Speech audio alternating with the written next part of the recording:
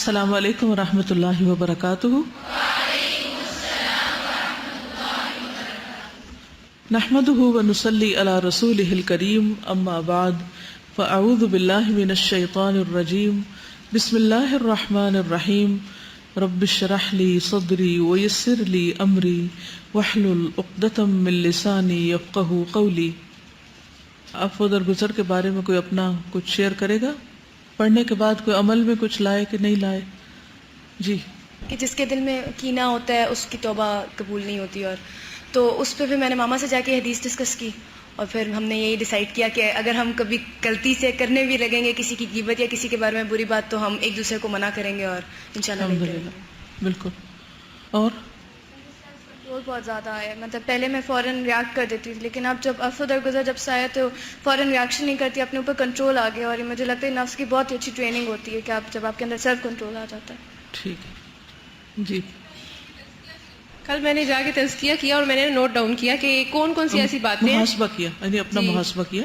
ہاں جی، کہ کون کون سی ایسی باتیں جو میرے دل میں بہت بڑی بڑی سی ہیں، فیملی میں جو بھی جیسی بھی نا، تو جو بھی میں نے لکھی ہیں تو اس میں جو میں نے اینڈ نکالا وہ یہ تھا کہ وہ باتیں میرے لیے بڑی نہیں تھی، دوسروں نے مجھے پوائنٹ آؤٹ کر کے اچھا تمہیں یاد ہے فلانی جگہ پہ فلانے بندے ایسا کہا تھا تو مجھے ایسا بالکل اچھا نہیں لگا تھا تمہارے بارے میں، تو وہ بنتے بنتے لوگوں کی ڈسکشن ہوتے ہوتے میرے دل میں بہت بڑی ہوگی، حالانکہ اس اسپاٹ پہ مجھے کچھ بھی فیل نہیں ہو رہا تھا۔ تو میں کہتی کتنا بیس کرتا ہے ہم لوگ کی باتیں۔ آپ کو معلوم ہے کہ بہت سارے تعلقات کی خرابی، بہت سے گناہوں کا سبب زبان ہوتی ہے، کیونکہ ہم ایک بات ایک جگہ سنتے ہیں، وہاں سے اٹھتے ہیں دوسری جگہ جاتے ہیں، وہاں جا کے وہ بات کر دیتے ہیں، اس کی بات اس کے خلاف ادھر پہنچائی، ادھر کی ادھر، ادھر کی ادھر، اس کا نقصان کیا ہوتا ہے؟ پھر دل پھٹتے ہیں، دلوں کے اندر ایک کدورت سی آ جاتی، دلوں میں میل آ جاتا ہے۔ ایک چیز جسے ہم محسوس ہی نہ کریں، جب کوئی ہمیں پوائنٹ آؤٹ کرتا ہے تو ہم محسوس کرنے لگتے ہیں، ہاں بھائی واقعی میں نے تو سوچا ہی نہیں تھا۔ تو اس میں ہمیں جہاں خود دوسروں کو معاف کرنا ہے، وہاں دوسروں کے خلاف لوگوں کو بھڑکانا نہیں ہے، ٹھیک ہے نا؟ کیونکہ اگر ہم دوسروں کے بارے میں کسی کو بھڑکائیں گے تو کیا ہوگا؟ ہمارے بارے میں کوئی کسی اور کو بھڑکا دے گا، تو اس طرح کبھی بھی امن چین نہیں ہوتا۔ اللہ سبحانہ وتعالیٰ کی ایک صفت العفو بھی ہے، ان اللہ لعفو غفور۔ ایک اور جگہ آتا ہے فإن اللہ کان عفوا قدیرا، یعنی اللہ تعالیٰ قدرت رکھنے کے باوجود معاف کرنے والا ہے۔ اللہم انک عفو تحب العفو فاعف عنی۔ اور یہ دعا کب کے لیے سکھائی گئی؟ اس بڑی رات کے لیے، لیلۃ القدر کے لیے۔ تو قرآن مجید میں کئی بار اللہ سبحانہ وتعالیٰ کی یہ صفت بیان ہوئی ہے کہ اللہ تعالیٰ عفو غفور ہیں، عفو قدیر ہیں، عفو حلیم ہیں، تاکہ ہم بھی اپنے اندر جھانک کر دیکھ سکیں کہ جس رب کی عفو و کرم کے ہم محتاج ہیں، کیا ہمارے اندر بھی کوئی رتی ہے اس میں سے ایسی کسی صفت کی یا ایسی کسی خوبی کی کہ ہم بھی دوسروں کو معاف کرنے والے ہوں؟ ٹھیک۔ اب چونکہ آپ لوگ بہت مصروف ہوتے ہیں، ورنہ میں آپ کو یہ کام دیتی کہ آپ قرآن مجید میں سے ان آیات کو نکال لائیں جن میں اللہ تعالیٰ کی یہ صفت بیان ہوئی ہے، کیونکہ اللہ تعالیٰ کے ناموں پر غور و فکر کرنے کا طریقہ یہی ہے۔ ٹھیک، چلیے آگے چلیں۔ یہ کسی نے لکھا ہے معاف کرنے کے فوائد، لکھتے ہیں کہ زندگی میں خوش رہنے اور کامیاب ہونے کا راز دوسروں کو معاف کرنے میں ہے۔ معاف کرنا مضبوط لوگوں کا شیوا ہے۔ معاف کرنا رحمان کے محسنین اور مقربین بندوں کی صفت ہے اور ہمارے رسول صلی اللہ علیہ وسلم کی پیاری سنت ہے۔ معاف کرنے سے رب کی رضا اور خوشنودی حاصل ہوتی ہے۔ معاف کرنے سے دلوں میں محبت بڑھتی، معاف کرنے سے دل سے بغض، کینہ، حسد وغیرہ ختم ہو جاتا ہے۔ معاف کرنے والوں کو اللہ تعالیٰ پسند کرتا ہے اور ان کے گناہوں کو معاف کر دیتا ہے۔ معاف کرنے والوں کو جنت جیسی نعمت کی بشارت دی گئی۔ دراصل معافی بہترین انتقام ہے، یعنی انتقام لینا ہی ہے تو معاف کر کے لے لیں۔ جیسے یہ دعا بھی ہے نا، اللہم متعنی بسمعی وبصری واجعلہم الوارث منی وانصرنی علی من یظلمنی وخذ منہ بثأری۔ اللہم، اے اللہ، متعنی بسمعی، مجھے فائدہ پہنچا میری سماعت کے ساتھ، یعنی میں اپنے کانوں سے فائدہ اٹھا سکوں۔ تو کیا لوگوں کی غیبت چغلی سن کے آپ اپنے کانوں کو فائدہ پہنچا رہے ہیں، یہ کان آپ کو فائدہ پہنچا رہے ہیں؟ وبصری، اور میری نگاہ کے ذریعے بھی مجھے فائدہ پہنچا۔ اور یہ فائدہ کب ہوگا؟ نگاہوں کا فائدہ کب ہوتا ہے؟ جب آپ ایسی چیزیں دیکھتے ہیں جو آپ کے علم میں، اخلاق میں، اور آپ کے کردار میں بہتری لاتی ہیں۔ وَجَعَلْهُمَ الْوَارِثَ مِنِّي، اور ان دونوں کو میرا وارث بنا دے، یعنی صدقہ جاریہ بنا دے۔ وَانصُرْنِي عَلَىٰ مَن يَظْلِمُنِي، اور جو مجھ پر ظلم کرے اس کے خلاف تو میری مدد فرما۔ وَخُذْ مِنْهُ بِثَأْرِي، اور میرا بدلہ تو خود لے لے اس سے۔ ٹھیک ہے، تو اللہ سبحانہ وتعالی بس اتنا ہی بدلہ لے گا جتنا وہ بندہ مستحق ہوگا۔ اگر ہم خود لیتے ہیں تو بعض اوقات ظلم کر جاتے ہیں۔ چلیے اگلی حدیث پڑھتے ہیں، حدیث نمبر 116۔ عن ابی ایوب الانصاری ان رسول اللہ صلی اللہ علیہ وسلم قال لا يحل لرجل ان يهجر اخاه فوق 3 ليال يلتقيان فيعرض هذا ويعرض هذا وخيرهم الذي يبدأ بالسلام، رواہ البخاری کتاب الادب۔ سیدنا ابو ایوب انصاری رضی اللہ عنہ سے روایت ہے کہ رسول اللہ صلی اللہ علیہ وسلم نے فرمایا، کسی آدمی کے لیے جائز نہیں کہ وہ اپنے کسی بھائی کو 3 رات سے زیادہ کے لیے چھوڑ دے، اس طرح کہ جب دونوں کا سامنا ہو تو یہ بھی منہ پھیر لے اور وہ بھی منہ پھیر لے، اور ان دونوں میں سے بہتر وہ ہے جو سلام میں پہل کرے۔ عن ابی ایوب الانصاری ان رسول اللہ صلی اللہ علیہ وسلم قال لا يحل لرجل ان يهجر اخاه فوق 3 ليال يلتقيان فيعرض هذا ويعرض هذا وخيرهم الذي يبدأ بالسلام، رواہ البخاری۔ عن ابی ایوب، ابو ایوب الانصاری رضی اللہ عنہ سے روایت ہے۔ پہچانتے ہیں آپ ان کو کون ہے؟ کیا خوبی تھی ان کی، کیا پہچان؟ کہ انہوں نے سب سے پہلے نبی صلی اللہ علیہ وسلم کی مہمانی کی تھی جب آپ مدینہ پہنچے تھے۔ ان رسول اللہ، کہ بے شک رسول اللہ صلی اللہ علیہ وسلم نے قال فرمایا، لا یحل، نہیں حلال نہیں جائز، لرجل کسی انسان کے لیے، ان یہجر کہ چھوڑ دے، اخاہ اپنے بھائی کو، فوق اوپر، 3 لیال راتوں کے، 3 راتوں سے زائد۔ عربی میں رات گننے کے لیے استعمال ہوتا ہے اور ہمارے یہاں اردو میں دن، یعنی 3 دن تک۔ یلتقیانی، دونوں باہم ملیں، فیعرض ھذا، تو منہ پھیر جائیے، اعراض برتئیے، ویعرض ھذا، اور دوسرا بھی اعراض برتے۔ وخیرہما، اور ان دونوں میں سے بہتر، الذی، وہ ہے جو یبدأ بالسلام، ابتدا کرے سلام کے ساتھ، جو سلام میں پہل کرے وہ دونوں میں سے زیادہ اچھا ہے۔ سوچئے آپ میں سے کسی کی کسی دوسرے کے ساتھ ایسی ناراضگی تو نہیں کہ آپ نے بول چال چھوڑی ہوئی ہو، کسی بہن بھائی کے ساتھ، دوست کے ساتھ، کولیگ کے ساتھ، ہاسٹل میٹ کے ساتھ، یہ تو حلال ہی نہیں، تو پھر کیا ہے یہ؟ حرام۔ تو دن رات حرام کا ارتکاب کرتے رہیں گے کہ ایک دوسرے سے اعراض برتتے رہیں، جب وہ نظر آئے تو ادھر منہ پھیر لیا ہوں، اور دونوں کا یہی حال ہے۔ تو دونوں میں سچا کون ہے؟ جو سلام میں پہل کر لے۔ لیکن کیا ہماری ایگو ہمیں یہ اجازت دے گی؟ تو سب سے پہلے یہاں فرمایا گیا کہ لا یحل، حلال ہی نہیں، جائز ہی نہیں، لرجل، کسی انسان کے لیے، ان یہجر، کہ چھوڑ دے۔ ہجرت کا معنی کیا ہوتا ہے؟ کسی جگہ کو چھوڑ دینا، یا کسی انسان کو چھوڑ دینا، یا کسی بات کو چھوڑ دینا، یا کسی کام کو چھوڑ دینا۔ ہجر چھوڑنے کو کہتے ہیں۔ اور یہاں وطن چھوڑنا مراد نہیں ہے کہ اپنے وطن سے ہجرت کر جائے، مراد اس سے کیا ہے کہ اپنے بھائی سے بائیکاٹ نہیں کرے، دوستوں میں بائیکاٹ نہیں ہونا چاہیے، بول چال بند نہیں ہونی چاہیے، تعلق ختم نہیں ہونا چاہیے۔ علماء کہتے ہیں کہ اس حدیث میں یہ صراحت کی گئی ہے، وضاحت کی گئی ہے کہ 3 راتوں سے زیادہ ایک مسلمان کا دوسرے مسلمان سے بائیکاٹ کرنا حرام ہے۔ اور اس کا معنی کیا ہے کہ 3 دن تک جائز ہے، 3 دن تک اجازت ہے اس کی، 3 دن سے زیادہ کی اجازت نہیں۔ 3 دن کی اجازت کیوں ہے؟ 3 دن تک مہلت ہے، وائے؟ انسان کے اندر غصہ تو ہے نا، اور بعض اوقات بہت زیادہ غصہ آ جاتا ہے، لیکن کبھی بھی آگ بھڑکتی ہے تو اس کے شعلے پہلے اوپر ہوتے پھر آہستہ آہستہ ٹھنڈے ہو جاتے ہیں. تو اللہ تعالیٰ نے ہمیں پیدا کیا، وہ ہمیں جانتا ہے کہ غصے کو ختم ہونے کے لیے کتنا وقت چاہیے کسی کو.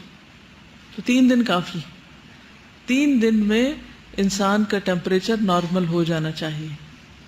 تو اس لیے صرف 3 دن کی رخصت دی گئی، اجازت دی گئی، اور اس کے بعد اس کو رجوع کر لینا چاہیے، پلٹ آنا چاہیے. اب اگر دونوں ہی مومن ہیں، مسلم ہیں، تو دونوں ہی کوشش کریں گے تو صلح جلدی ہو جائے گی، حالات درست ہو جائیں گے. بیسیکلی اللہ سبحانہ وتعالیٰ چاہتے ہی نہیں کہ ہم مسلمان آپس میں ناراض بھی رہیں اور ہمارے درمیان بدگمانیاں ہوں اور اختلافات ہوں. اکثر یہ دیکھا گیا ہے کہ لوگ دنیا میں جو مسلمانوں پر ظلم و ستم ہوتے ہیں ان کے بارے میں بہت فکر مند رہتے ہیں، بڑی مہمیں بھی چلاتے ہیں، باتیں بھی کرتے ہیں، اور کچھ کرنا بھی چاہتے ہیں اس کے لیے، ہے نا.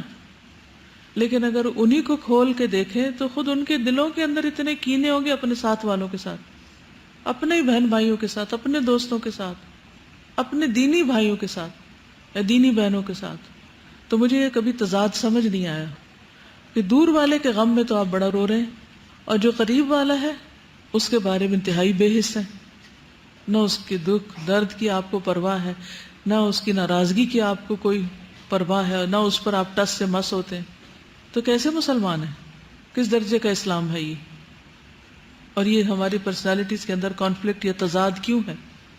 تو بات یہ ہے کہ 3 دن انسان کو مہلت دی گئی ہے کہ وہ اپنے آپ کو درست کر لے، یا 3 راتیں، یعنی جب شروع کیا، مثلا صبح لڑائی ہوئی تو 3 دن کے بعد اسی وقت پر 3 دن کی مہلت ختم ہو جائے گی، یعنی وہ عدت ختم ہو جائے گی یا وہ مدت پوری ہو جائے گی، اور اس کے بعد رجوع کرنا ہوگا.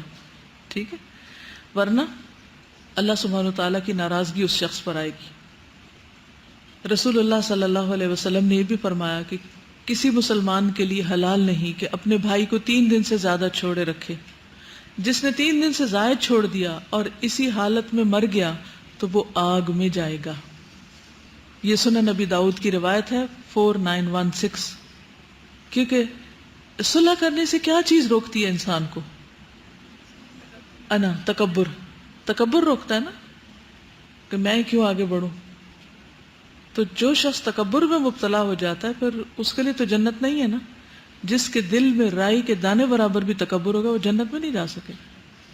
اور یقین کیجئے کہ اگر تکبر ختم ہو جائے تو مسئلے ختم ہو جائیں. بہت سی خرابیاں تکبر کی وجہ سے ہوتی. کچھ لوگ اس لیے بھی صلح نہیں کرتے کہ ان سے صلح کر لی تو پھر یہ تنگ کریں گے. دیکھیے یہ کوئی سلوشن ہے؟ ناراض رہنا سلوشن ہے تنگی سے بچنے کے لیے؟ نہیں، سلوشن نہیں ہے. جو آپ کو تنگ کرتا ہے آپ اس کو لے کے بیٹھ جائیں ذرا اور اسے پوچھیں تم مجھے کیوں تنگ کرتے ہو.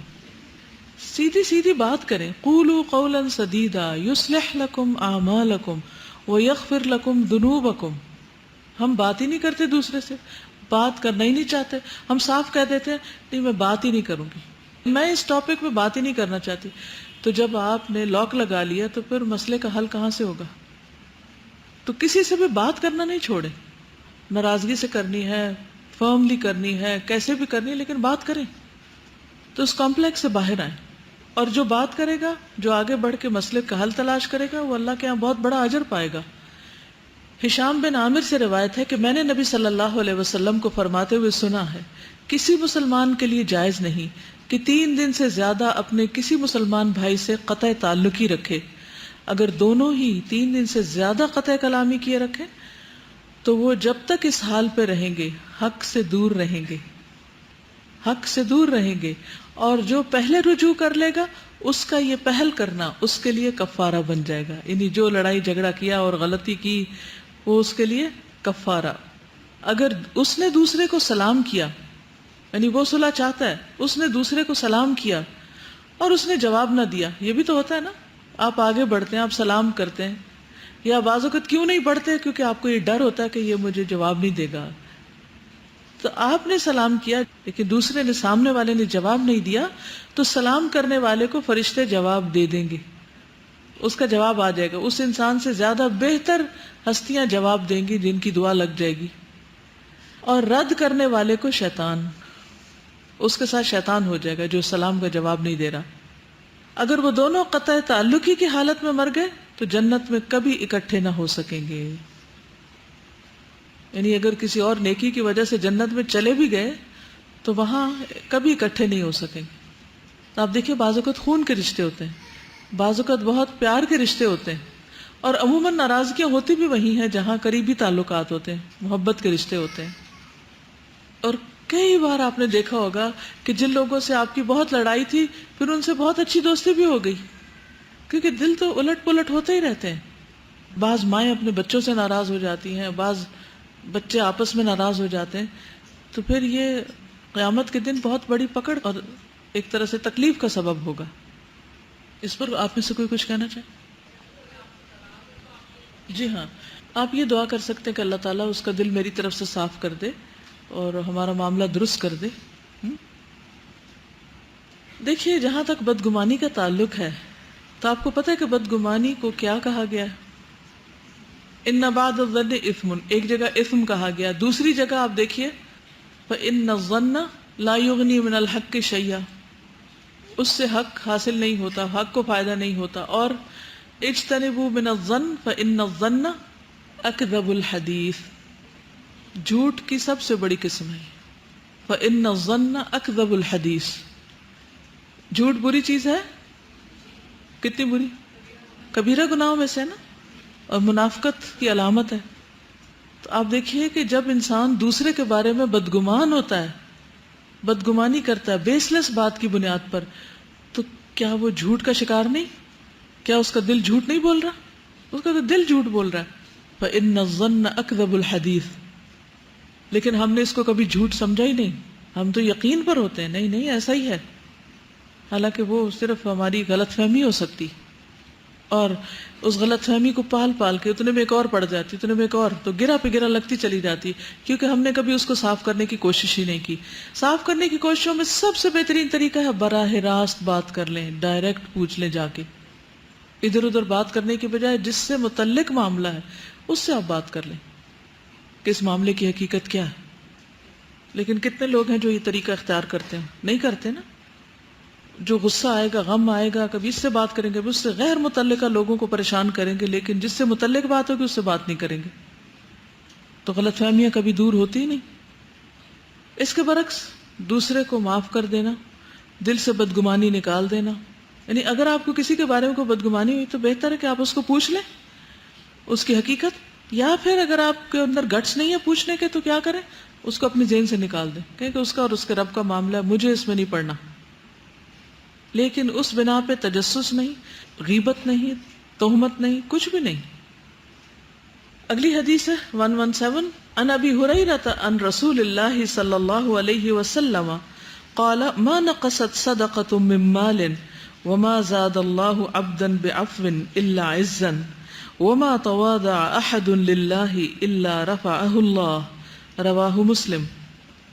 سیدنا ابو ہریرہ رضی اللہ عنہ سے روایت ہے کہ رسول اللہ صلی اللہ علیہ وسلم نے فرمایا, صدقہ دینے سے مال کم نہیں ہوتا, صدقہ دینے سے مال کم نہیں ہوتا, اور جو بندہ معاف کر دیتا ہے اللہ اس کی عزت بڑھاتا ہے, اور جو بندہ اللہ تعالیٰ کے لیے عاجزی اختیار کرتا ہے اللہ تعالیٰ اس کا درجہ بلند کرتا ہے. یہ جو آپ نے معاف کرنے کے فائدے لکھے اس میں یہ بھی ڈال لیجیے. عن ابی ہریرہ عن رسول اللہ صلی اللہ علیہ وسلم قال ما نقصت صدقة من مال وما زاد اللہ عبدا بعفو الا عزا وما تواضع احد للہ الا رفعہ اللہ, رواہ مسلم. عن ابی ہریرہ, ابو ہریرہ رضی اللہ عنہ سے روایت ہے, عن رسول اللہ صلی اللہ علیہ وسلم, وہ رسول اللہ صلی اللہ علیہ وسلم سے روایت کرتے ہیں, قال آپ نے فرمایا, ما نقصت نہیں کم کرتا, صدقۃ صدقہ, من مال مال میں سے, صدقہ مال میں سے کچھ کم نہیں کرتا, صدقہ دینے سے مال کم نہیں ہوتا. وما زاد اللہ, اور نہیں بڑھاتا اللہ, عبدن کسی بندے کو بعفو عفو کی وجہ سے معاف کرنے کی وجہ سے الا مگر عزن عزت ہی میں، یعنی نہیں زیادہ کرتا اللہ کسی بندے کی عفو کے ذریعے مگر عزت. وما تواضع اور نہیں تواضع کرتا احد ان کو ایک للہ اللہ کے لیے الا مگر رفعہ اللہ بلندی عطا کرتا ہے اس کو اللہ، اونچا کر دیتا ہے اس کو اللہ. کتنی خوبصورت حدیث ہے کہ جو تم سوچتے ہو چیزیں اس کے اپوزٹ ہوتی. ہمارا گمان کیا ہوتا ہے کہ کسی کو کچھ دیں گے تو کیا ہو جائے گا، ہماری چیز کم ہو جائے گی، لیکن وہ کم نہیں ہوتی. دینے کے بعد جو بچتی ہے وہ بڑی ہی بابرکت ہوتی، اور پھر کچھ دیر نہیں لگتی کہ اللہ تعالیٰ کسی نہ کسی ذریعے سے اس کو واپس بھی لوٹا دیتے ہیں، اور بہت دفعہ اس سے اچھی ملتی کیونکہ اللہ تعالیٰ 10 گنا زیادہ دیتے ہیں. اور اسی طرح معاف کرنے سے عزت کم نہیں ہوتی. بہت سے لوگوں کا یہ جھوٹا گمان ہے کہ معاف کرنے سے پھر دوسرا میرے سر چڑھ جائے گا، میں نے معاف نہیں کرنا اس لیے. لیکن یہاں پر کیا فرمایا کہ جو معاف کرے گا اللہ تعالیٰ اس کی عزت میں اضافہ ہی کرے گا. یعنی جو جوابی کاروائی نہیں کرے گا، العفو کا معنی کیا ہوتا ہے؟ الترک، چھوڑ دینا، اپنا حق چھوڑ دے گا، اللہ تعالیٰ اس کی عزت بڑھا دیں گے. وما تواضع احد للہ اور نہیں تواضع کرتا کوئی شخص اللہ کے لیے، یعنی جھکتا اللہ کی خاطر کوئی نہیں جھکتا الا مگر رفعہ اللہ، اللہ اس کو بلندی عطا کر دیتا ہے. یعنی جب کوئی شخص اپنے آپ کو نیچے کر لیتا ہے، ہار مان جاتا ہے، تواضع اختیار کرتا ہے، اپنا حق دے دیتا ہے، اللہ سبحانہ وتعالیٰ اس کے ساتھ کیا معاملہ کرتے ہیں؟ اس کو بلندی عطا کرتے، اس کے درجات بلند کر دیتے ہیں. تو یہ بھی ہمارے گمان کی تردید کر دی گئی. تو اس میں خاص طور پر عفو کی بات ہے کہ جو شخص کسی کو معاف کرتا ہے اللہ سبحانہ وتعالیٰ اس کی عزت بڑھا دیتا ہے. یہ 2 طرح سے ہوتی ہے. نمبر 1، دنیا میں عزت بڑھ جاتی. جو شخص درگزر کرنے میں مشہور ہو جائے کہ فلاں بہت معاف کرنے والا ہے، درگزر کرنے والا ہے، وہ بات کا بتنگڑ نہیں بناتا، وہ دل میں نہیں رکھتا، تو اس کے بارے میں دلوں میں لوگوں کا کیا خیال ہوتا ہے؟ دل کیا گواہی دیتے ہیں کہ بہت اچھا انسان ہے. میں نے تو اتنی بڑی غلطی کی، مجھے لگ رہا تھا کہ اب تو پتہ نہیں کیا شامت آئے گی، لیکن اس نے مجھے معاف کر دیا. وہ خود بھی خوش ہوتا ہے اور وہ اس کا تذکرہ آگے ضرور کرتا ہے. جو چیز دلوں کو ٹچ کرتی ہے نا، وہ انسان دل میں نہیں رکھتا، پھر وہ دوسرے کو بتانا چاہتا ہے. تو جب وہ دوسرے کو بتاتا ہے تو جس شخص کے متعلق اچھی بات ہوتی ہے وہ اس کی نیک نامی میں اضافے کا سبب ہوتی. اس کے برعکس اگر کوئی شخص کسی سے معافی مانگتا اور وہ اس کو معاف نہیں کرتا تو وہ جا کے پھر اس کے بارے میں کیا رائے دیتا ہے؟ دوسروں کے سامنے کیا دیتا ہے؟ فلاں بڑا مغرور ہے، اچھی رائے نہیں دیتا، وہ بہت تھوڑ دلا ہے، بہت سٹنجی ہے، اس نے ایسا نہیں کیا، ایسا کیا. تو اب دونوں میں سے عزت کس کی بنی؟ جس نے معاف کیا. اور معاف کرنا مشکل کام تھا، لیکن اللہ سبحانہ وتعالیٰ نے اس کو بہترین اجر دیا. دوسرا یہ کہ اس کا اجر آخرت میں ہوگا اور وہاں اس کی بہت عزت ہوگی. اللہ تعالیٰ اس کا اکرام کریں گے، اللہ تعالیٰ کے فرشتے اس کو عزت دیں گے اور وہ معززین، مقربین، مکرمین میں شامل ہوگا. تو گویا اللہ سبحانہ وتعالیٰ عاجزی کا بدلہ کس طرح دیتے ہیں؟ دنیا میں مقام دے کر. اسی لیے حدیث کے آخری حصے میں کیا ہے کہ جو تواضع اختیار کرتا ہے، معاف کر دیتا ہے دوسرے کو، تو پھر اللہ تعالیٰ اس کے درجے، اس کی ناموری، اس کی عزت بڑھا دیتے ہیں. اس کی انکساری لوگوں کے دلوں میں گھر کر جاتی، محبت بنا دیتی، اور اس سے اس کا مرتبہ بڑھنے لگتا ہے. اور دوسرا یہ ہے کہ جب وہ معاف کرتا ہے تو اس کا نامہ اعمال جو ہے وہ بھی وزنی ہوتا ہے، اس کے درجات بڑھنے لگتے ہیں.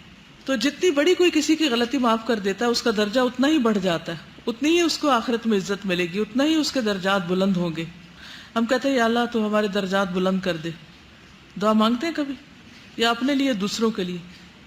ورفع درجتہ فی المہدیین، مردے کو جو دعائیں دی جاتی ہیں اس میں سے بھی ایک دعا ہے کہ ہدایت یافتہ لوگوں میں اس کے درجات کو بڑھا دے. تو یہ درجات کس کے بڑھتے ہیں؟ جن کے اندر کیا صفت ہوتی، کیا خوبی ہوتی؟ عاجزی ہوتی ہے، جو معاف کرنا جانتے ہیں. جیسے واقع عفق میں بھی دیکھتے ہیں نا کہ بعد میں بھی ان لوگوں کا جب تذکرہ ہوا حضرت عائشہ رضی اللہ عنہا کے سامنے بھی، تو آپ نے ان کی تعریف ہی کی یا اس طرح کی کوئی بات نہیں کی کہ جس سے احساس ہوتا ہے کہ اچھا وہ غلط بات جو تھی، لیکن ان کے جو اچھے اعمال تھے، جیسے مسلمان بھی کچھ شامل ہو گئے تھے تو ان کے بارے میں بھی لوگوں کی اچھی رائے برقرار رہی. پھر دوسرا یہ کہ جیسے ایک ہے کسی کے جاننے والوں میں ڈیتھ ہوئی تو ان کا ایکسیڈنٹ ہو گیا روڈ کراس کرتے ہوئے، تو بعد میں جیسے ہو جاتا ہے کہ اچھا اس کا کیا کریں کہ یہ مرڈر ہو گیا یا اس طرح. تو انہوں نے کہا کہ کھڑے کھڑے ان کے بچوں نے معاف کر دیا رکشہ والے کو، اور صرف یہ کہہ کے معاف کر دیا کہ ابو کی عادت تھی کہ وہ معاف کیا کرتے تھے، اگر وہ ہوتے تو معاف کر دیتے. یعنی یہ فیصلہ کھڑے کھڑے ہو گیا. یعنی گواہی کیسے. اور جس تک یہ خبر پہنچی اور آج ہم تک پہنچی تو وہ ان کے درجات کی بلندی کا ذریعہ بنی نا، ان کے ثواب میں اضافے کا ذریعہ بنی. تو اصل میں معاف کرنا کیا ہے؟ جوابی کارروائی نہ کرنا. یس بالکل. دین پڑھنے والوں سے تو لوگ واقعی ایکسپیکٹ کرتے، اگر کوئی نہ کرے تو کہتے اچھا قرآن پڑھ کے بھی اس کا دل نرم نہیں ہوا کہ ایک شخص معافی مانگ رہا ہے اور دوسرا معافی نہیں کر رہا. میں یہ سوچ رہی ہوں کہ ہم لوگ عزت ڈھونڈنے کے لیے معاف نہیں کرتے. ہم عزت اپنی چاہتے ہیں کہ ہماری ہر طرح سے عزت ہو، تو عزت کے لیے معاف ہم نہیں کرتے. تکبر کر کے عزت ہاں چاہتے جی. ہیں. حالانکہ اللہ تعالیٰ نے اور نبی صلی اللہ علیہ وسلم نے ایک اور طریقہ بتایا جو اس کے برعکس ہے، اور ہم نے اس کو بالکل الٹ اختیار کیا ہوا ہے. بالکل. ہم لوگوں نے اپنے دل کو اتنا سخت کر لیا کہ ہمیں پتہ نہیں چلتا برائی کرتے ہوئے، اور پھر بھی ہم اللہ سے امید رکھتے ہیں کہ وہ ہمارے دل کو نرم کرے گا اور ہمیں ہدایت ملے گی. حالانکہ ہدایت کے لیے پہلے ہمارے دل کو اس کا طلبگار ہونا چاہیے. یہاں سے اسلام آباد سے لاہور جاتے ہوئے میں ماؤنٹینس کو دیکھ رہی تھی. کچھ ایسے تھے جو بالکل سٹونز تھے نا، ماؤنٹین بہت سخت سے اور پتھر بالکل، لیکن ان کے اندر بھی پودے اگے ہوئے تھے. اور میں نے ذرا غور کیا تو مجھے پتہ چلا ان کے اندر ایک کٹ سا ہے، ایک لائن ہے جس کے اندر سے پودا نکلا ہوا ہے. تو میں نے سوچا کہ جب ہم اپنے دل کو بہت سخت کر لیتے ہیں تو اس میں سے کبھی بھی کوئی پلانٹ گرو نہیں کر سکتا. دوسرے لفظوں میں خیر نہیں پھوٹ سکتا. جی قرآن مجید میں پہلے پارے میں بتا دیا گیا نا کہ او اشد قسوہ وان من الحجارۃ لما يتفجر ويخرج منه الماء. اور مسٹیک ہم سے تھوڑی سی یہ ہو جاتی ہے کہ جیسے کل بات ہو رہی تھی کہ کبھی کوئی بات ہو رہی ہوتی ہے تو ہم اس وقت تو چپ ہو جاتے ہیں یا معاف کر دیتے ہیں یا شو یہ کرتے ہیں کہ ٹھیک ہے. لیکن جب کوئی دوسرا معافی مانگنے لگتا ہے، جیسے انہوں نے کل آرکیٹیکٹ کی بات کی تھی کہ بعد میں انہوں نے ذرا شرمندہ ہو کے کال کیا، ہم اس وقت شروع ہو جاتے ہیں کہ اب موقع ہم یاد کروائیں اس کو کہ میں کہاں کہاں صحیح تھی. بالکل. کیا اپنے آپ کو صحیح ثابت کرنا ہی دنیا کا سب سے بڑا اچھا کام ہے؟ ہاں؟ یا کوئی بھی جو جھگڑا ہوتا ہے یا معاملہ ہوتا ہے، یا ہم صحیح ہوتے ہیں یا غلط ہوتے ہیں. اگر ہم غلط ہیں اور صحیح ثابت کر رہے ہیں تو بہت ہی بڑا بلنڈر کر رہے ہیں، بہت بڑا جھوٹ بول رہے ہیں اور بہت ظلم کر رہے ہیں. اور اگر ہم صحیح ہیں تو ہمیں صحیح ثابت کرنے کی خود کو ضرورت نہیں ہے، ہم صحیح ہیں. اور وہ اگر صحیح ہے تو آپ کی سچائی کسی نہ کسی کو کھل جائے گی، سب کے سامنے آ جائے گی. کوشچن ذہن میں آ رہا ہے کہ اگر آپ نے ایک دفعہ کسی سے معافی مانگی ہے اور وہ معاف کرنے پہ تیار نہیں ہے تو کیا بار بار مانگنی چاہیے یا درس نف؟ ہاں، جب موقع ہو مانگ لینی چاہیے. بار بار ریپیٹ کریں اس چیز کو؟ نہیں، ایک ہی دن میں کئی بار نہیں، تھوڑا وقت دے کے پھر اور تھوڑا وقت دے کے. وہ اس طرح ایک چھوٹا سا انسیڈنٹ ایکچولی فیملی میں اس طرح ہوا تھا کہ بچوں کی شادیوں کی وجہ سے نا امی کا اپنی بہن اور بھائی کے ساتھ نا وہ بول چال بند تھی کپل آف ایئرس. تو میں نے جب آپ کے لیکچر سننے شروع کیا تو کافی میرا مائنڈ میں نا اس طرح کی چیزیں آئی، تو میں نے انہیں فورس کیا کہ آپ ان کو خود بلائیں جا کے نا. تو پہلے وہ بھائی کے پاس گئیں، مطلب دیٹ واز اندر سٹی، تو بھائی نے معاف کر دیا، صلح ہو گئی آپس میں. لیکن جب بہن کے پاس گئی، بہن نے معاف کرنے سے انکار کر دیا. And like when she came back she was just crying. تو کیا کریں، اب دوبارہ جائیں؟ مطلب اس طرح کی سچویشن میں اب ان کو نہیں جانا چاہیے، اب کسی اور کو، بہن کو سمجھانا چاہیے. ٹھیک ہے، کیونکہ صلح کرانا جو ہے وہ بذات خود ایک بہت بڑی نیکی ہے. یعنی بعضوں کا دو لوگ نہیں ریزالو کر پا رہے آپس میں تو کسی تیسرے کو بیچ میں پڑھنا چاہیے. حدیث نمبر 118 عن ابی عبداللہ الجدلی یقول سألت عائشة عن خلق رسول اللہ صلی اللہ علیہ وسلم فقالت لم يكن فاحشا ولا متفحشا ولا سخابا في الأسواق ولا يجزئ بالسيئة السيئة ولكن يعفو ويصفح رواہ الترمذی.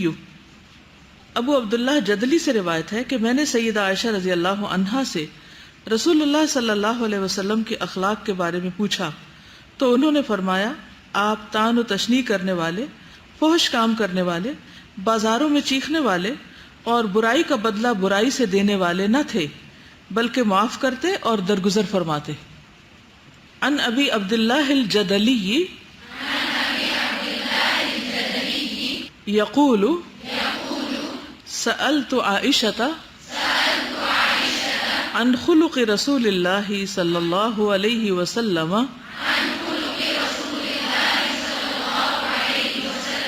فقالت لم يكن فاحشا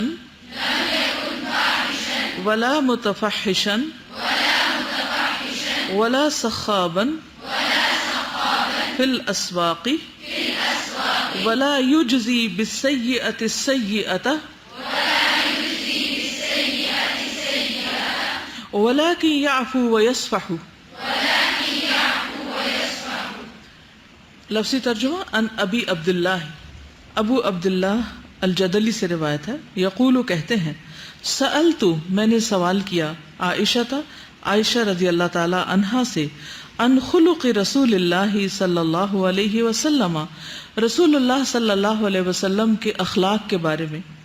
فقالت تو وہ کہنے لگی لم یکن نہ تھے آپ فاحشن بدگو، ولا متفحشن اور نہ بد زبانی کرنے والے، ولا سخابن اور نہ شور مچانے والے چیخنے والے، فی الاسواق بازاروں میں، ولا یجزی اور نہ بدلہ دیتے، بالسیئۃ السیئۃ برائی کا برائی سے، ولیکن لیکن یعفو معاف کر دیتے، ویصفح اور درگزر فرماتے. تو اب یہ نبی صلی اللہ علیہ وسلم کا اخلاق بیان کیا جا رہا ہے کہ کس طرح آپ صلی اللہ علیہ وسلم کی شخصیت بہت خوبصورت تھی. اس کی ایک بنیادی وجہ آپ کی گفتگو بہت محتاط تھی. آپ کی گفتگو میں کوئی بدگوئی بد زبانی نہیں تھی. فحش باتیں کون سی ہوتی ہیں؟ جیسے گالی گلوچ وغیرہ یا بے حیائی پر مبنی باتیں. ایک اور روایت میں آتا ہے مسند احمد میں کہ لم یکن رسول اللہ صلی اللہ علیہ وسلم سبابا ولا فحاشا ولا لعانا وكان يقول لأحدنا عند المعتبة ما له تربت جبينه. انس بن مالک کہتے ہیں کہ نبی صلی اللہ علیہ وسلم گالیاں دینے والے، لعنت ملامت کرنے والے یا بےہودہ باتیں کرنے والے نہیں تھے. یعنی آپ کے کلام میں یہ چیزیں نہیں تھی. عتاب کے وقت یعنی معاتبت ہوتی ہے کسی کو سکولڈ کرنا، ڈانٹ ڈپٹ کرنا، سزا دینے کے بھی معنی میں آتا ہے لیکن وربل سزا زیادہ معنی ہے. تو عتاب کے وقت بھی صرف اتنا فرماتے کہ اسے کیا ہو گیا، اس کی پیشانی خاک آلود ہو. لیکن آپ ڈانٹنے کے لیے بھی برے کلمے استعمال نہیں کرتے تھے. اپنی زبان کو ہر لحاظ سے ان چیزوں سے پاک رکھتے تھے اور یہ نہایت ضروری ہے. بہت ہی اہم ہے یہ بات، ٹھیک ہے نا؟ کیونکہ بعض اوقات انسان یہ سمجھتا ہے کہ میں مظلوم ہوں، میں حق پر ہوں، میرا حق ہے کہ میں دوسرے سے بدلہ دوں. اب بعض اوقات یہ ہوتا ہے کہ ایک شخص آپ کو گالی دے رہا ہے تو کیا اب آپ کا یہ حق ہے کہ آپ جواب میں گالی دیں؟ کیا خیال ہے؟ جواب میں گالی دیں گے تو پھر ہی حق پورا ہوگا، حق حاصل ہو جائے گا آپ کو؟ نہیں. تو کیسے بدلہ لیں گے اگر گالی نہیں دیں گے تو؟ اور کیوں نہیں دیں گے؟ کچھ لوگوں کی زبان بہت خراب ہوتی ہے اور اب انگریزی کے بہانے تو ہمیں کھلی چھوٹ مل گئی ہے جو مرضی بولیں کسی کو، کیونکہ اردو اور پنجابی کی گالیاں تو سب کو سمجھ آتی ہیں اور وہ معروف اور مشہور ہیں کہ یہ برے لفظ ہیں اور کوئی بھی مہذب لوگ ان کو نہیں بولتے. اور جو اچھے سمجھدار گھرانے ہوتے ہیں وہ بچوں کی زبان پر بھی بہت نظر رکھتے ہیں اور ان کو روکتے رہتے ہیں اس سے. لیکن اب چونکہ ہمارے بچے انگریزی سیکھ گئے ہیں اور وہ کانفیڈنٹ ہیں تو انگریزی میں جو چاہیں کہیں، کیا فرق پڑتا ہے؟ تو اس کی بھی رخصت ہے کہیں کچھ تانے دینے کی یا سخت باتیں کرنے کی یا گالیاں دینے کی اور پھر فحش باتیں کرنے کی، کیونکہ گالیوں میں بعض اوقات بہت نازیبا اور فحش الفاظ ہوتے ہیں. اور اسی طرح لان تان کرنا، ولا لعانا، کسی کو حسب نسب کا تانا دینا اور کسی کو ویسے لعنت کرنا، اس پر کرنا یا اس کی اولاد پہ کرنا یا اس کی کسی چیز پر کرنا. نبی صلی اللہ علیہ وسلم کو جب غصہ بھی آتا یا کسی کو ڈانٹنا ہوتا تو آپ کیا کہتے؟ بس اتنے الفاظ کہ اس کو کیا ہو گیا ہے، اس کی ناک خاک آلود ہو. اور ناک خاک آلود کب ہوتا ہے؟ جب انسان سجدہ کرتا ہے، یعنی اللہ کے آگے جھک جائے، اس میں تواضع پیدا ہو جائے یہ کیا کر رہا ہے. انس بن مالک کہتے ہیں کہ نبی صلی اللہ علیہ وسلم نے ایک آدمی پر پیلا رنگ دیکھا تو آپ کے اوپر ناگواری کے اثرات آ گئے اور فرمایا کہ اگر تم اس شخص کو یہ رنگ دھو دینے کا حکم دیتے تو کیا ہی اچھا تھا کہ کوئی جا کے اس سے کہے کہ یہ دھو ڈالو. اور نبی صلی اللہ علیہ وسلم کی یہ عادت مبارکہ تھی کہ کسی کے سامنے اس طرح چہرہ لے کر نہ آتے جس سے ناگواری کا اظہار ہوتا. سبحان اللہ. یعنی ناگواری منہ پہ رکھ کے بات نہیں کرتے تھے. اخلاق کی بلندی دیکھیے آپ. اچھا، اب جب اس شخص کو دیکھا کہ اس نے پیلا رنگ اپنے اوپر پھینکا ہوا زعفران ہے یا کچھ اور، تو آپ کو پسند نہیں آیا. تو آپ نے یہ نہیں کہا دیکھو دیکھو یہ کیا لگ رہا ہے، کچھ نہیں کہا. آپ نے کیا فرمایا؟ اگر تم اس کو دھونے کا کہہ دو تو کتنا اچھا ہو. اس میں نہ کوئی غیبت ہے، نہ کسی پہ تانا ہے، کچھ بھی نہیں. کیا ہے پھر سولوشن؟ جو چیز بادر کر رہی ہے اس کو ہٹا دو، وہ رنگ ٹھیک نہیں، دھو دو، بس ختم. تو اب آپ اپنے چہروں پر ذرا نظر رکھیں گے، شیشے میں سے دیکھ کے رکھ لیں کہ منہ پھلا کے باتیں نہیں کرنی اور ناگواری ہو، لیکن چہرے کو پھر بھی حد الوسع ایک پریزنٹیبل شکل میں رکھنا ہے. بعض اوقات ہم منہ سے کچھ کہتے نہیں ہیں، بولتے نہیں ہیں، لیکن سب کچھ چہرے سے بول دیتے ہیں، فیشل ایکسپریشن سے سب کچھ کہہ دیتے ہیں، اور پھر وہ بار بار کرنے سے نا عادت بھی بن جاتی. پھر ہمارے چہرے کے جو خد و خال ہیں وہ بھی ویسے ہی ہونے لگتے ہیں. جب کوئی نارمل بات کرے تب بھی پھر وہ ساری چیزیں ویسے ہی ہو جاتی، کیونکہ عادت ہو جاتی ہے نا چہرے کو ویسا کھینچ کھینچ کے. کوشش کر کے اپنے آپ کو مسکرانے پہ مجبور کیا کریں، ٹھیک ہے؟ تو انسان اچھا لگتا، خوبصورت لگتا. خوبصورتی کس کو پسند ہے؟ سب کو پسند ہے. تو پھر ہم سمجھتے صرف میک اپ کر کے خوبصورت ہوں گے، جبکہ ایک اسمائل آپ کو میک اپ سے زیادہ خوبصورت بنا دیتی ہے.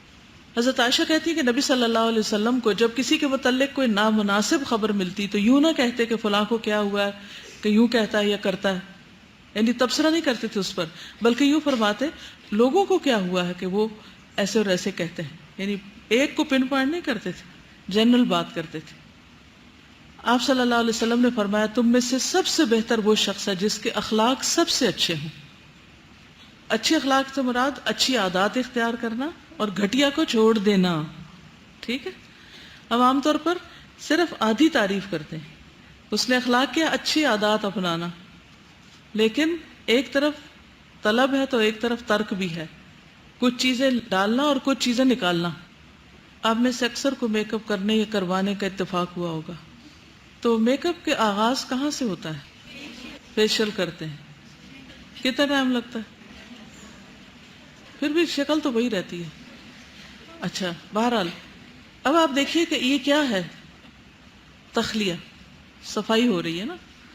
چہرے کے اوپر جو داغ دبے ہیں، جو فالتو بال ہیں، جو کوئی ایسے ڈاٹس ہیں، ان سب چیزوں کو ہٹایا جائے، پھر اس کے بعد اوپر سے کچھ لگایا جاتا ہے. تو حسن اخلاق میں بھی، تزکیہ میں بھی یہی عمل ہوتا ہے، تخلیہ اور تحلیہ. تخلیہ ہوتا ہے پہلے ناپسندیدہ ناگوار چیزوں کو ہٹا دینا.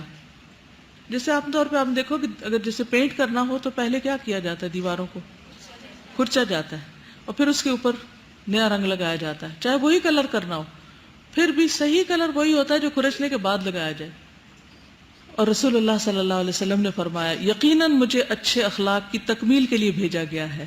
تو آپ تو آئے اسی لیے تھے، تو پھر ہمیں کیا کرنا چاہیے کہ جو آپ کا اخلاق تھا وہی اختیار کرنے کی کوشش کرنی چاہیے، تبھی ہم آپ کا اتباع کر سکتے ہیں. قل ان کنتم تحبون اللہ فاتبعونی یحببکم اللہ.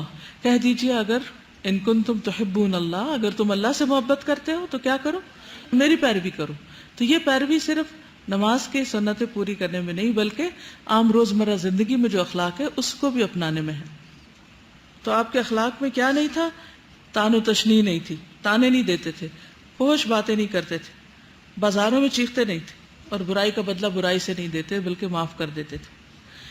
آخری حدیث ہے 119. عن معاذ بن رفاعة اخبر عن ابيه قال قام ابو بكر الصديق على المنبر ثم بكى فقال قام رسول الله صلى الله عليه وسلم عام الاول على المنبر ثم بكى فقال سلوا الله العفو والعافية فإن أحدا لم يعط بعد اليقين خيرا من العافية. رواہ الترمذی. معاذ بن رفاع اپنے والد سے روایت کرتے ہیں کہ حضرت ابو بکر صدیق منبر پر کھڑے ہوئے، پھر روئے اور فرمایا رسول اللہ صلی اللہ علیہ وسلم ہجرت کے پہلے سال منبر پر کھڑے ہوئے، پھر روئے اور ارشاد فرمایا اللہ سے معافی اور عافیت مانگو، بے شک کسی ایک کو بھی یقین کے بعد عافیت سے بہتر چیز نہیں ملی. عن معاذ بن رفاعة رفاعة اخبر عن ابيه قال قام ابو بکر الصدیق على المنبر ثم بكى فقال قام رسول الله صلی اللہ علیہ وسلم عام الاول على المنبر ثم بكى فقال سلوا الله العفو والعافية فإن أحدا لم يعط بعد اليقين خيرا من العافية. لفظی ترجمہ ان معاذ بن رفاع، معاذ بن رفاع سے روایت ہے، اخبر انہوں نے خبر دی ان ابی اپنے والد سے یعنی رفاع سے، قال انہوں نے کہا قامہ کھڑے ہوئے ابو بکر الصدیق، ابو بکر الصدیق علی المنبر، ممبر پر یعنی خلیفہ بننے کے بعد، ثم بکا پھر رو پڑے، فقال پھر فرمایا قام رسول اللہ صلی اللہ علیہ وسلم، کھڑے ہوئے تھے رسول اللہ صلی اللہ علیہ وسلم عام الاولی پہلے سال، علی المنبر ممبر پر، ثم بکا پھر رو دیے تھے، یعنی نبی صلی اللہ علیہ وسلم ممبر پر کھڑے ہوئے پھر رونے لگے، فقال پھر فرمایا سلو سوال کرو اللہ اللہ سے، العفو معافی کا، والعافیت اور عافیت کا، فإن پس بے شک لم یعطا نہیں دیا گیا، بعد الیقین یقین کے بعد، خیرن بہترین چیز، من العافیت عافیت سے، یعنی کسی ایک بندے کو بھی یقین کے بعد عافیت سے بہتر چیز نہیں ملی۔ تو سب سے پہلی بات تو یہ ہے کہ حضرت ابو بکر صدیق کن کن چیزوں میں اتباع کرتے ہیں رسول اللہ صلی اللہ علیہ وسلم کا، ہر معاملے میں، حتیٰ کہ تعلیم دینے کے معاملے میں۔ یہ حدیث جب بیان کرتے ہیں تو اسی انداز میں کرتے ہیں جس میں نبی صلی اللہ علیہ وسلم نے بیان کی تھی، کہ ممبر پہ کھڑے ہوئے اور رو دیے، اور فرمایا حضور صلی اللہ علیہ وسلم بھی یہاں پر کھڑے ہوئے تھے، تشریف فرما ہوئے تھے اور پھر رو دیے تھے، اور روتے ہوئے فرمایا تھا کہ یہ دعا مانگو۔ عام طور پہ رونے کو مردوں کی کمزوری سمجھا جاتا ہے، لیکن رونا کسی کے لیے بھی اللہ کی رحمت ہے کہ اس کا دل نرم، سنگ دل کو رونا نہیں آتا نا۔ تو یہاں پر اللہ سے مانگنے کی بات کی گئی، صلی اللہ، اللہ سے سوال کرو، مانگا کرو، کیا؟ العفو، درگزر۔ کیا مطلب؟ کہ اللہ تعالیٰ ہمارے گناہوں کو معاف فرما دے، یا پھر ہمیں معاف کرنے کی توفیق دے دے، اللہ ہمیں عفو کی صلاحیت دے دے تاکہ ہم اوروں کو معاف کریں۔ اور عافیہ کا کیا معنی ہوتا ہے؟ سلامتی، جسم میں، بدن میں، دین میں، ایمان میں، ہر طرح کی سلامتی، کہ اللہ تعالیٰ ہمیں بیماریوں میں بھی اور دیگر سخت آزمائشوں سے محفوظ رکھنا، ہمیں اپنی پناہ میں رکھنا، اپنی حفاظت میں رکھنا۔ اور یہاں پر یہ جو کہا گیا نا کہ یقین کے بعد مراد ہے ایمان کے بعد، ایمان لانے کے بعد اگر کسی کو بہت بڑی نعمت کوئی ملی ہے تو عافیت کی، کہ اس کی زندگی میں کوئی پرابلمز نہیں ہیں، پریشانیاں نہیں ہیں، ہر طرح کی مصیبت سے وہ پاک ہے۔ اور یہ اللہ سبحانہ تعالیٰ سے مانگنے کی ضرورت ہے، اسی لیے آپ کو جو عفو سے ریلیٹڈ دعائیں ہیں وہ سکھائی گئی ہیں تاکہ آپ اللہ تعالیٰ سے مانگیں۔ ہم جتنا بھی علم حاصل کر لیں، جب تک اللہ کی مدد شامل حال نہ ہو تو اس پر عمل کرنا مشکل ہوتا ہے۔ تو اللہ تعالیٰ ہمیں عمل کی توفیق عطا فرمائے اور ہمیں واقعی عفو عطا کرے۔ اور یہ جو عافیت ہے، اگر اللہ تعالیٰ انسان کے لیے لکھ دے تو ہر طرح کے شر، فتنے، فساد، بیماریوں اور مختلف مصیبتوں سے انسان محفوظ رہتا ہے۔ جب انسان کے اندر امن ہوتا ہے، باہر امن ہوتا ہے، تو بہت سے اچھے کام کر سکتا ہے، ورنہ انسان صرف ان جھگڑوں میں پڑ کر اپنا وقت ضائع کر دیتا ہے۔ لیکن جب کسی بھی گھر میں لوگ ایک دوسرے کو معاف نہ کریں تو وہاں پر کوئی امن چین ہو سکتا ہے؟ قطعاً نہیں ہو سکتا۔ وہاں کوئی خیر کا، بھلائی کا، ترقی کا کام ہو سکتا ہے؟ نہیں ہو سکتا، پھر زوال ہی زوال ہوتا ہے۔ تو اس لیے اللہ تعالیٰ سے عفو اور عافیت مانگنی چاہیے۔ سب سے درخواست ہے کہ پلیز اپنے لیے بھی اور دوسروں کے لیے بھی یہ دعا ضرور کریں کہ وہ معاف کرنے والے ہو جائیں، کیونکہ ہاسپٹلز، سکولز، آفیسز، دفتر، کل ایک دفتر میں جانے کا اتفاق ہوا، ہسپتال میں جانے کا، اتنا تناؤ، اتنا غصہ، ہاسپٹل میں تو لگ رہا ہوتا ہے ہر ایک شاید ہمیں ہی چبا جائے گا، کھا جائے گا، اتنا سب غصہ ہر ایک کو چڑھا، مطلب غلطی کی نہیں ہوتی اور وہ ناراض ہوتے ہیں پہلے سے ہی ہم سے کہ یہ آ کیوں گئے ہمارے پاس نا، مطلب اتنی سخت ناراضگی پوری قوم کے اندر، یہ ایک جو ہے نا انتقامی جذبات ہر وقت اندر ابلتے رہتے ہیں، ہماری قوم میں ہے یہ چیز۔ مطلب مجھے لگ رہا تھا کہ سوشل لیول پر جو ہے یہ تناؤ ہے آپس کے اندر، کینسر جیسا مرض بن چکا ہے۔ جی السلام علیکم۔ یہ رسول اللہ صلی اللہ علیہ وسلم کی جو یہ بات کہ ناک خواہ کالود ہو، اس سے مجھے بات یاد آ گئی اپنی امی کی کہ وہ کبھی بھی کتنا بھی کوئی ان کو تنگ کر لے غصہ کرے تو وہ ہمیشہ کہتی تھی اللہ تمہارا بھلا کرے. اور اگر کبھی ہم کہہ دیں نا کہ بیڑا غرق ایسی باتوں میں تو کہتی تھی بیڑا غرق نہ کہو اللہ کرے تمہارا بیڑا ترے. تو وہ شروع سے ہی انہوں نے کہا کہ نہیں زبان سے کبھی ایسی بات نہ نکالی جائے جو کہ غلط ہو. کیونکہ کوئی پتہ نہیں ہوتا کس وقت وہ قبول ہو جائے. السلام علیکم. استاذہ میں تو یہ سوچ رہی ہوں کہ جو سارا کچھ ہم پڑھ رہے ہیں 2 دن سے اور اس میں جتنا زیادہ تفصیل سے معاف کرنے پہ زور دیا جا رہا ہے کہ شاید سب سے زیادہ یہ ہمارے انٹرسٹ میں ہے کیونکہ سب سے زیادہ ہم خود سفر کرتے ہیں جب ہم کسی کو معاف نہیں کرتے. وہ جو دل پہ ایک بوجھ ہوتا ہے نا اور وہ جو غصہ اور جواب دینا یا انتقامی کارروائی میں جو سارا یعنی اپنے آپ پہ زیادہ اپنی جان پہ عذاب ہوتا ہے. تو اللہ تعالیٰ کی بہت ہم پہ رحمت ہے شاید جب ہمیں بار بار یہ کہہ رہا ہے کہ یہ سیکھ لو تاکہ تم ہلکے ہو جاؤ اور تمہارے لیے آسان ہو جائے زندگی. بالکل. دیکھیے غلطی کرنے پر یا تو اصلاح کر دینی چاہیے یا پھر یہ کہ معاف کر دینا چاہیے, لیکن اس کو پالنا جو ہے یہ اپنے آپ پر ظلم کرنا ہے. معاف نہ کرنے میں جو سب سے زیادہ نقصان ہوتا ہے وہ عبادات میں ہوتا ہے. آپ کی نمازوں میں بالکل بھی خشوع نہیں ہوتا اور خاص طور پہ وہ شیطان کا تو وہ خاص حملہ یا نیکی کے کئی کاموں سے بندہ محروم ہو جاتا ہے, یہ بھی یاد رکھیے. سازا میں سمجھتی ہوں کہ جو میں ہوتی ہے نا وہ انسان کو جھکنے نہیں دیتی, نہ معاف کر سکتا ہے وہ اور نہ ہی وہ کسی سے معافی مانگ سکتا ہے. تو میرا خیال ہے کہ اگر انسان اپنے آپ کو پانی کی طرح سمجھ لینا کہ جہاں پہ رکاوٹ آئے راستہ بدل لے لیکن اس سے ٹکرائے نہ, تو یہ چیز بہت زیادہ فائدہ دیتی ہے. دیکھیے اگر ہم یہ ایکسیپٹ کر لینا کہ فلانے نے غلطی کرنی ہے, اس کے اندر یہ خامیاں ہیں, کمزوریاں ہیں, جیسے ہمارے اندر بھی کچھ ہیں, تو دل ٹھنڈا ہو جائے گا. ایکسیپٹ کر لیں کہ کچھ لوگوں کی کچھ ویکنیسز ہوتی ہیں, وہ ان کے ساتھ ہی ان کو ایکسیپٹ کرنا پڑتا ہے. سبحانک اللہم و بحمدک اشہد ان لا الہ الا انت استغفرک و اتوب الیک.